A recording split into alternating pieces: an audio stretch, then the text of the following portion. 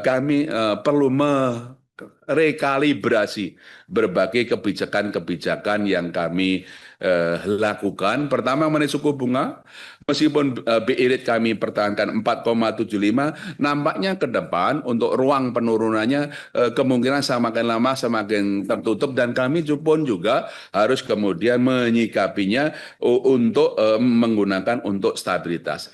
Oleh karena itu, kenapa sekarang untuk tahun 2026 ini untuk SRBI-nya grafik sana mulai akan naik. Ini agar memang kami harus juga membalas antara keperluan menstabilkan nilai tukar, intervensi, dan juga bagaimana supaya outflow itu tidak terlalu buruk sehingga kemudian masih terjadi outflow. Yang kedua, grafik kanan atas SRBI yang tahun lalu kami mampu kita turunkan secara cepat. Ini memang harus kita lakukan rekalibrasi supaya memang menarik inflow tapi tetap kecukupan likuiditas perbankan kita jaga. M0-nya tetap nanti kami sampaikan sebagaimana grafik kanan bawah tetap double digit bahkan 13,3% kami jaga supaya kecukupan likuiditas itu tercapai.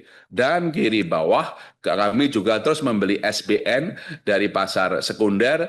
Tahun ini kami year to date-nya sudah membeli 90,5 triliun rupiah, 90,05 triliun rupiah, mohon maaf, itu yang kami sudah lakukan. Inilah beberapa rekalibrasi di mana kebijakan moneter memang bobotnya sekarang lebih banyak untuk pro stability. Slide berikutnya untuk makro Brisel kami tetap arahkan untuk pro growth di mana memang sampai dengan Maret kami sudah memberikan 427,1 triliun rupiah insentif likuiditas untuk mendorong kredit, dan kami juga mulai insentifnya tidak hanya mendorong kredit tapi juga penurunan suku bunga grafik kanan atas di mana memang insentif untuk penurunan suku bunga itu semakin tinggi karena memang bank-bank juga sudah mulai lebih cepat menurunkan suku bunga kreditnya.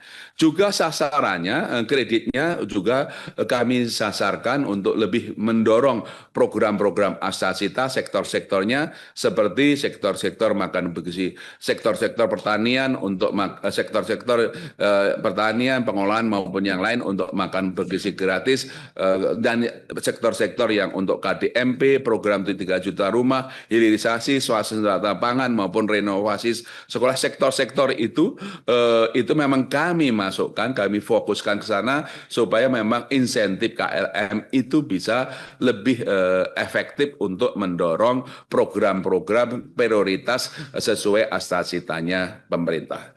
Dan kemudian juga kepada siapa memang sebagian besar kepada Bank BUMN, kemudian BUSN, baru kemudian BPD, KCPA. Bank BUMN menerima KLM insentif likuiditas 225,6 triliun, sementara Bank Umum Swasta 165,8 triliun. Slide berikutnya. Itulah update mengenai kondisi perekonomian negeri. Meskipun ini kita meeting pertemuan raker ini adalah 2025, kami perlu mengupdate karena ada perubahan-perubahan. Pak, sebelum pindah slide, Pak, Siapa, Pak? klarifikasi angka aja ini. Slide sebelumnya mana tadi? Ya, ini yang kanan bawah. Tadi kan disebutkan ini penyaluran KLM-nya ke BUMN, itu betul? Bank BUMN, Himbara ini Pak ya. Bank Swasta Nasional, dan BPD. Totalnya berapa Pak? 419 triliun. Kalau di slide yang sebelumnya tadi KLM-nya 388. Mohon maaf, 388 tahun 2025, Bapak. Nah, Desember. Ini akhir Maret, Bapak. Akhir Maret. 2026, Oke. Bapak. Ini update, Bapak. Iya, iya. Karena kan ini tadi cerita 2025. Lompat. Jadi kita ngecek angkanya kok nggak sama gitu, Pak. Iya Bapak, tadi memang saya barangkali mungkin kurang jelas tadi kami sampaikan yang tahun 2025 setelah selesai kami update 2026 karena ada perubahan-perubahan yang memang sangat berbeda tahun 2022 sebagai informasi Bapak. Terima kasih.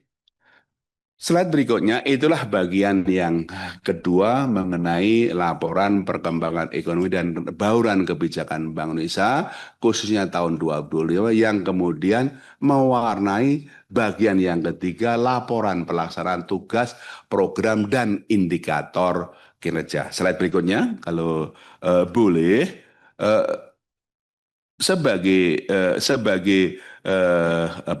sebagai framework atau kerangka acuan bagaimana kami menilai kinerja Bank Indonesia itu ada guiding principle yang kami anut.